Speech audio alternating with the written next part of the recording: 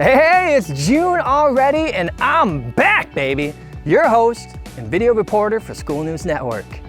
It is time to wrap up a year like no other. And listen, I know we said that last year, but this year is different because we are turning in a new direction.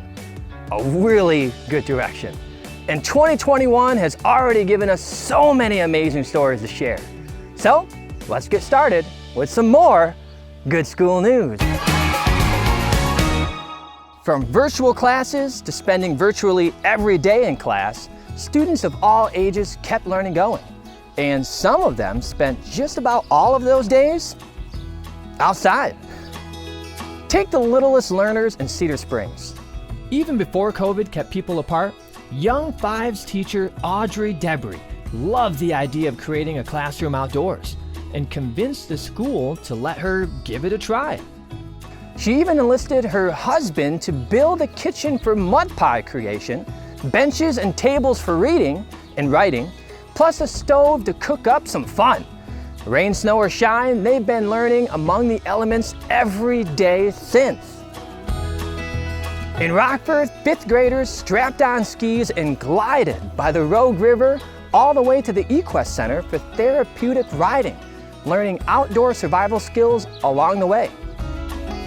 And sometimes, lessons involving our natural world didn't pan out the way they were planned, as a Forest Hills teacher and her 4th grade salmon raisers learned this spring. Wednesday night, we walked in the morning and all of the fish were dead. They lost out on last year because they couldn't release them. Oh. It's a lot of life lessons and teaching them to take a step back and think, all right, what have we learned? And make this still a positive experience. I think it's cool that we still get to release them, and it's part of like the ecosystem that the other animals can still eat them. It wasn't only educators making the most of every lesson. Lowell High Eagle Scout David Johnston honored one of his elementary teachers for inspiring his interest in science by building an augmented sandbox for her 4th grade classroom. Whoa, give that scout a badge!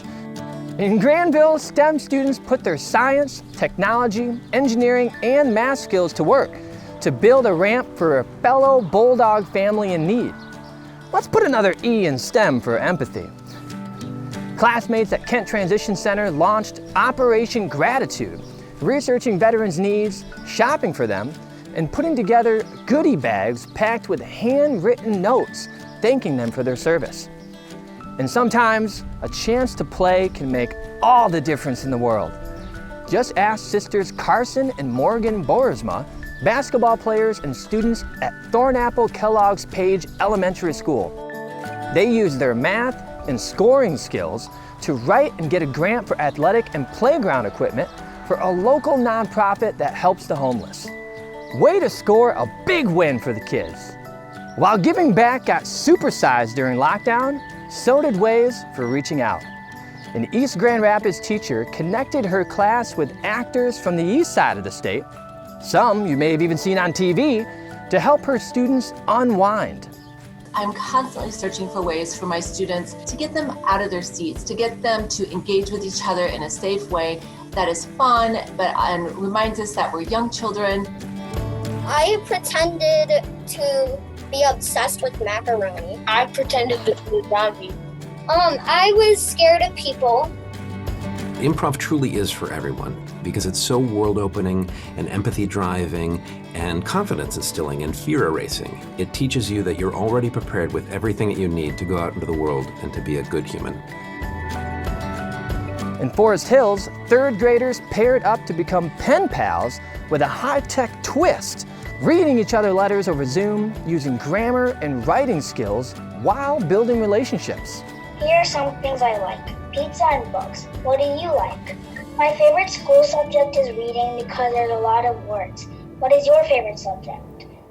Some students stepped into the community to give back too, like the team from Kent ISD Community Transition Campus, who helped a favorite restaurant keep clean and safe during the pandemic, while they learned practical job and life skills. That combo's as good as a burger and fries. Yeah, I said it.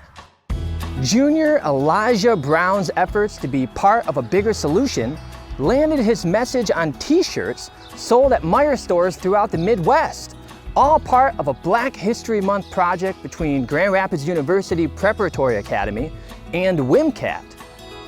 What a way to bring art, technology, creativity, and entrepreneurship together to share Brown's statement, "Our history is now." You know who else helped the students and teachers throughout the past few months? Just about everyone. Even Grandma Carol. She's pretty much a fixture at East Grand Rapids Wealthy School. Kids there look forward to the basics of crafts she drops off a couple times a month, waving from outside at students like the ones she used to teach. Not all helpers are human. Quinn the Greyhound provided cuddles along with a listening ear for Wyoming junior high readers while they improved their reading scores. The reading aspect of when students read, or even just reading alongside her, that calming effect. And what I never anticipated was that my students would just form this huge bond with her. In Kelloggsville, Kent District Library put a first of its kind ever library branch inside the school to put literacy literally right next to learning. While I have time off on my breaks, I think I'll start reading some doctor books and become a doctor. Reading is a great way for people to learn. Despite the odds, students and educators across West Michigan soared to new heights while vaccines rolled out and restrictions rolled back. In Byron Center, Diego Murciano picked up a badminton racket and participated in phys ed for the very first time.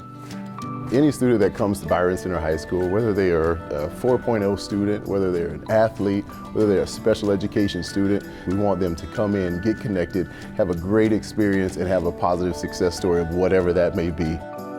Don't give up, make a goal for yourself, and stick with that goal. Serving up more than meals every day, Renee Crampton of Grand Rapids Public Schools was honored as Manager of the Year by the School Nutrition Association of Michigan. Her attitude and the team she works with are a recipe for success. For a mother and daughter who once were homeless, getting their diplomas a day apart, moms from Sparta Adult Ed and her daughters at East Kentwood proved to both that dreams really do come true.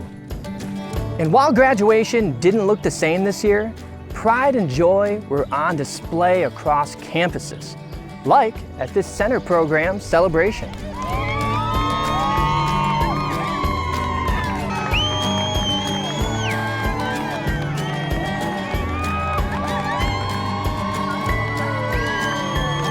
I did it! There is no doubt in my mind the new year ahead is full of promise. And, of course, some good school news. So keep sharing and we'll see you in the fall.